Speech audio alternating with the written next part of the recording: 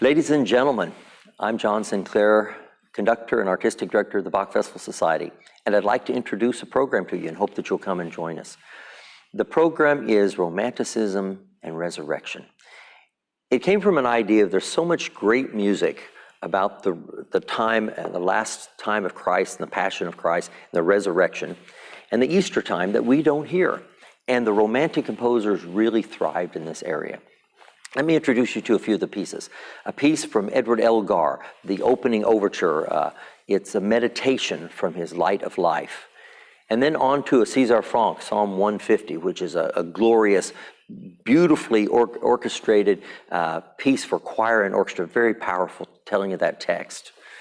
And then on to Mascagni, the scene in prayer from his opera Cavalleria Rusticana, considered one of the great success stories of opera in its time, and still considered one of the great pieces, and it was certainly his masterpiece, and he was an immensely famous composer in his day.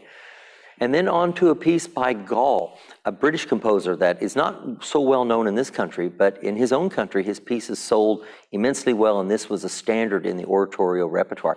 We're going to do a movement from there, a cherubic hymn featuring a bass soloist and the women's choir. Now, basically, the program has each of our guest soloists. We have three of them for this concert: Mary Wilson, soprano; Robert Brough, tenor; and Kevin Days, bass. Each of them is featured in a solo with the chorus backing him up. Mary's is the Mascagni, and the one I've not introduced to you is Bob Brough's, is the Sanctus from St. Cecilia Mass of Gounod. Gounod was hugely devout. Matter of fact, the national anthem of the Vatican was written by Gounod.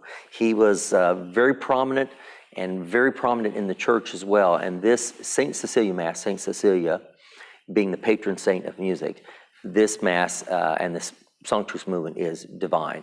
And then ends with Rimsky-Korsakov's Russian Easter Overture, one of the great pieces of the Romantic era, considered, it's a stand-alone overture. A lot of overtures are the precursor to the bigger work. This overture was written to stand all by itself as a complete piece, and it is magnificent.